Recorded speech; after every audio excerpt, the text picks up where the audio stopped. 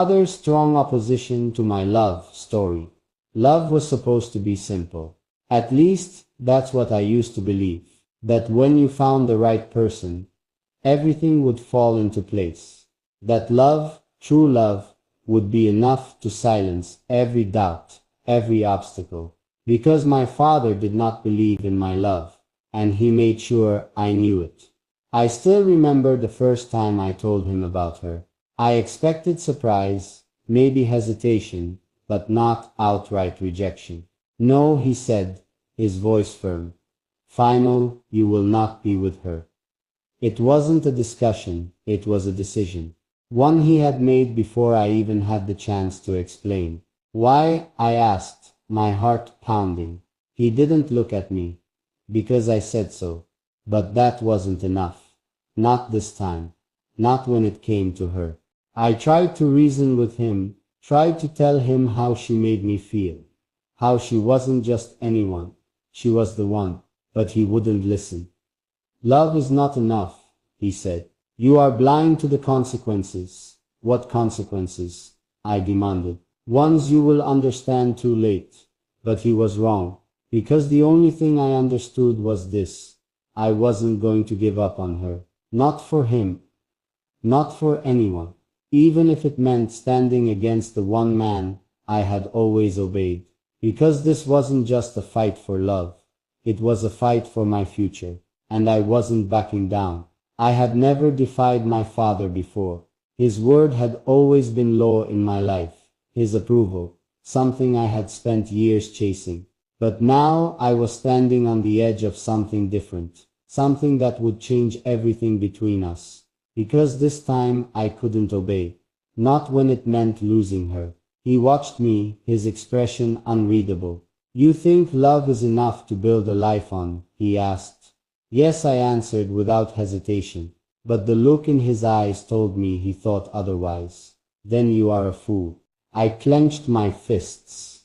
My heart pounding. You don't even know her. I said.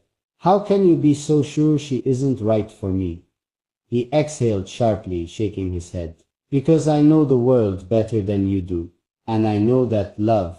He paused, his voice quieter. Now is not always enough. But he was wrong. Because what I felt for her was different.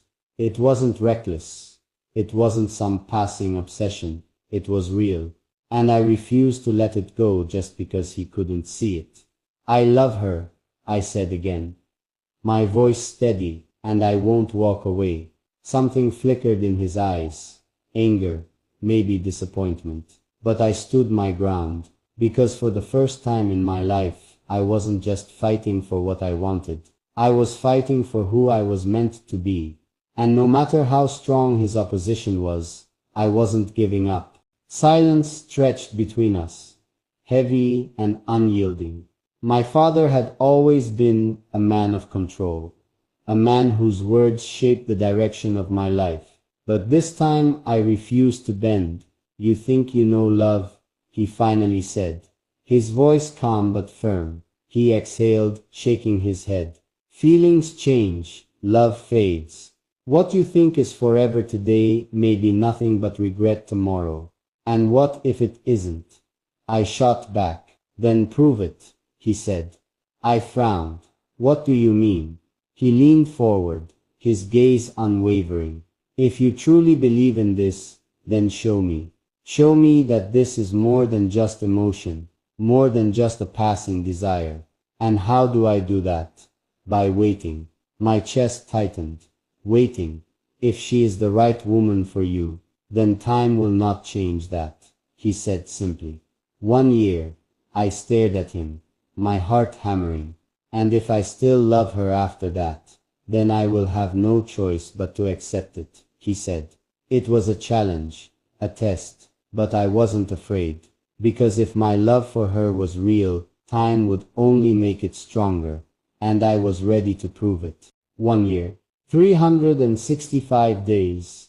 That was the price of my father's approval, the cost of proving that my love wasn't a fleeting emotion, but something real, something unshakable. I didn't hesitate. Fine, I said, my voice steady. I'll wait. But understand this. I met his gaze, unflinching. I'm not waiting to prove anything to myself. I already know how I feel. I'm waiting to prove it to you. A flicker of something crossed his face. Doubt, maybe even surprise. Then he simply nodded. Then we will see. I walked away that night feeling both victorious and uncertain. Because love had never been a battle for me before. But now, it was a fight against time, against doubt, against the possibility that in a year something could change. Would she wait for me? Would she understand why I had to do this? Or would my father's test become the very thing that tore us apart? I didn't have the answers, but I had my love for her, and that I believed would be enough. Now, all I had to do was wait. Waiting should have been easy, but when you love someone, when every day without them feels like something missing, waiting is its own kind of battle. She didn't take it well at first. A year, she repeated. Her voice laced with disbelief. It's the only way, I told her. It's not about proving my love to myself. It's about proving it to him. Her eyes searched mine, looking for something: assurance, certainty, hope. And what if he still says no, after the year is over?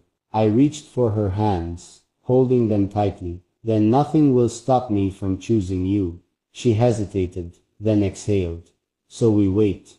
At first, the days passed slowly. I counted them, each one feeling like a test of patience, of endurance. We kept in touch, but there was always a distance, the space between what we had and what we were waiting for.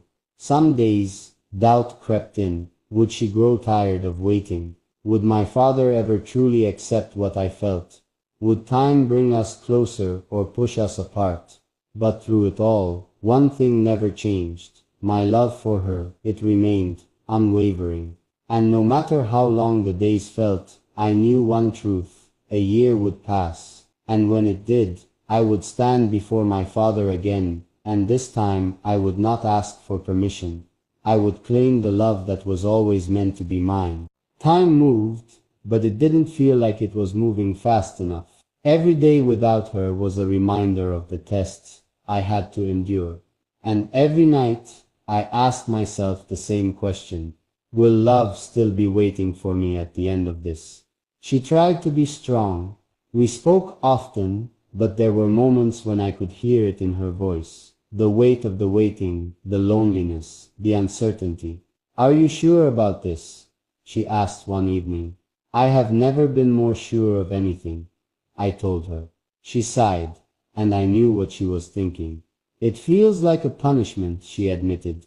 It's not, I promised. It's proof. It's time showing us that nothing, not even distance, can change what we have.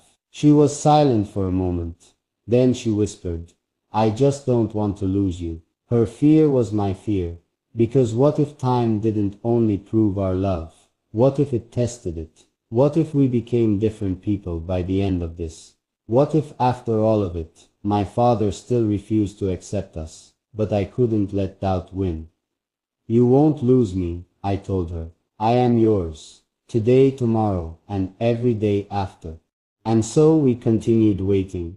Through the long nights, through the aching distance, through the quiet fear that neither of us spoke out loud.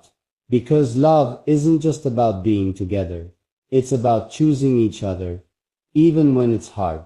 And I would choose her 100 times over, with or without my father's blessing. The days turned into weeks, and the weeks into months. The waiting became a rhythm, something we learned to live with even when it felt unbearable. But some nights, doubt crept in like a shadow I couldn't escape. Would love still be the same after all this time? Would she still be there at the end of it? We talked often, but there was a difference now. A hesitation in her voice, a distance that had nothing to do with miles, but with uncertainty. I'm still here, she reminded me one evening. But sometimes it feels like I'm holding on to something that's slipping through my fingers.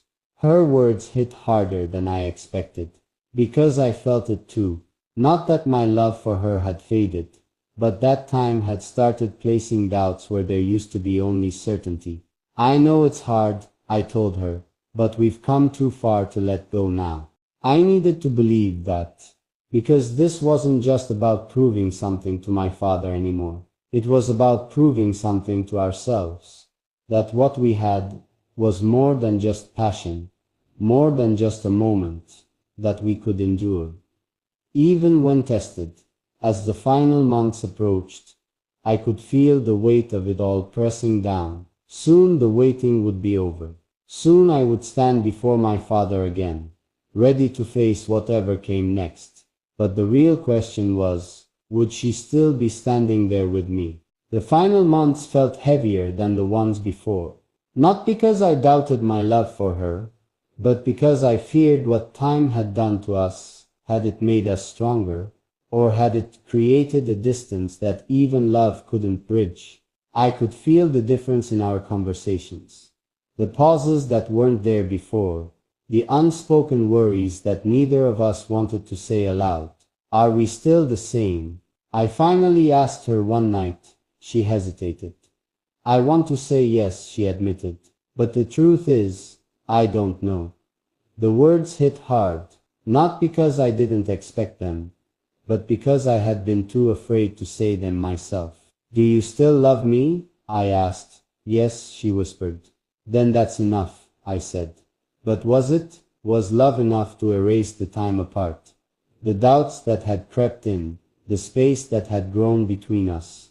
Or had this waiting changed things in ways we couldn't undo? I wanted to believe we were unshakable, that what we had was too strong to break. But deep down, I knew, time changes people, and I was about to find out if it had changed us. The final days of waiting were the hardest. Not because I doubted what I felt, but because I feared what I would find when it was over. Would she still look at me the same way? Would we still fit the way we once did? Or had time built a distance between us that even love couldn't cross? The night before I was set to see my father again, I called her. She answered, on the first ring, as if she had been waiting. Tomorrow's the day, I said quietly. I know, she whispered. A pause, a hesitation. Are you still sure? She finally asked. I have never been more sure of anything, I told her. I needed her to believe that.